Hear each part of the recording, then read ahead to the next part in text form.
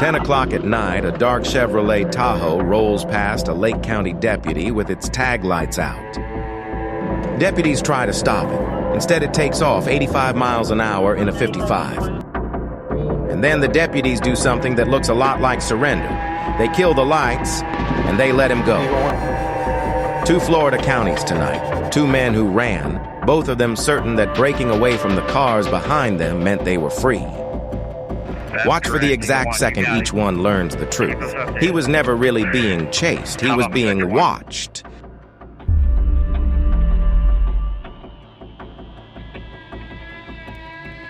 Here's how we read both. Every pursuit like this turns on 3 things: the decision the runner makes, the window the deputies open, and the outcome he is left holding.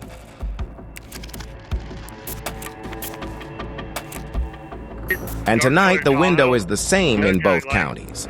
The one thing nobody on the ground has ever outrun: the aircraft over his head. Case 1, Lake County. An ordinary traffic stop that the driver turned into a felony. Deputies say the Tahoe had no working tag lights and an expired tag. Routine, right up until they lit it up. Then, deputies say, he floored it. Northbound on Highway 27, weaving past drivers who had no idea he was coming. This is where most people expect a movie chase. Bumper to bumper, 90 miles an hour, the deputy locked on his tail.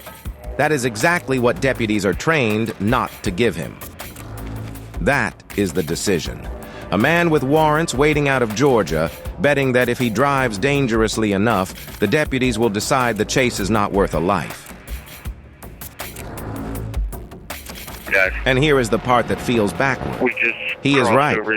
They do pull back. But pulling off his bumper is not letting him go. That is the window. Deputies shut the pursuit down. No more lights, no more siren, no 90-mile-an-hour race through town. They start tracking the Tahoe from a distance instead. Then Eagle 1, the sheriff's helicopter, slides in over the top of him and just keeps him in the frame, calling every turn down to the deputies below.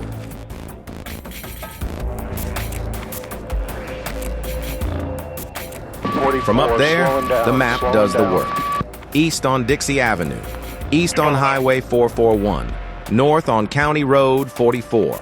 He is not losing anyone. He is drawing them a route.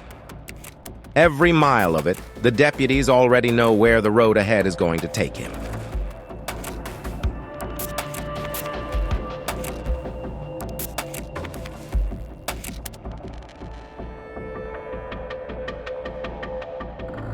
And at the end of that route, other deputies are already parked. Stop sticks laid across the lanes near County Road 44 and 452.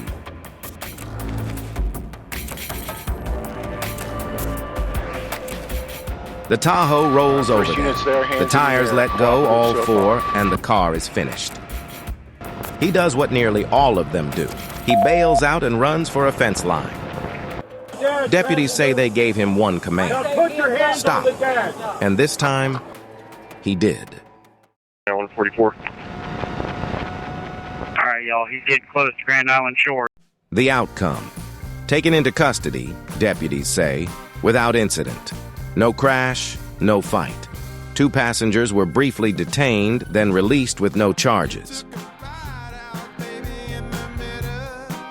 The sheriff's office lists the charges as fleeing to elude, driving as a habitual offender, and tag and registration violations with warrants waiting in Georgia. And it is worth repeating: a charge is not a conviction.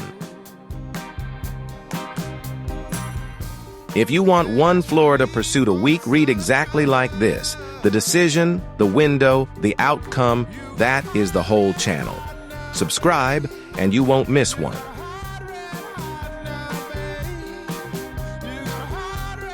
He had 2 tons of steel to run inside, and the helicopter turned all of it into a cage. The next man gave his car up on purpose and thought the dark would do the rest. Case 2. Osceola County. A different county, the same eye in the sky. Deputies say this driver was already wanted and already running. Across the Turnpike onto State Road 417, out toward Champion's Gate. Same answer from the county. Rather than chase him hot through interchange after interchange, Osceola's Aviation unit, the one they call Star, takes him from the air. The deputy on the ground has a choice too. Push the stop and risk a wreck at highway speed, or hand the whole thing to the unit that can see in the dark. Then he makes his decision. He stops the car and he runs, on foot into the dark, betting the night will cover him. It is the smartest move he has against a patrol car. It is the worst move he has against the aircraft. Because the camera looking down at him does not need a single streetlight.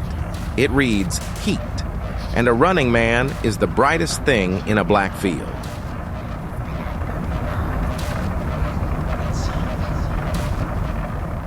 He crosses fences. He cuts between the trees. On the thermal, he is a white shape that never once blinks out. There is no fence tall enough and no yard dark enough to cool a body down faster than a man can climb. The aircraft walks the deputies straight onto him, step by step, until there is a ring of them around the spot he has gone still. And in the dark, with nothing left that the heat will not give away, he stops running.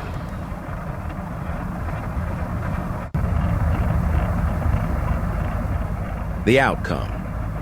Deputies say he was taken into custody at the scene, found not by a spotlight but by his own body heat. Osceola deputies list fleeing and eluding, felony traffic offenses, and a controlled substance charge, on top of the warrants he was already running from. Same rule. A charge is not a conviction. Two men, one ran wrapped in steel, one ran on his own 2 feet. Both of them broke away from the cars behind them. Both of them believed that was the same thing as getting away. But the moment those deputies eased off the chase was never the moment they lost him. It was the moment they stopped needing the road at all.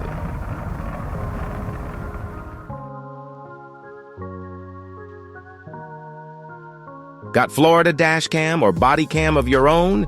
Send it to Studio Nile. The handle is on your screen, full credit every time.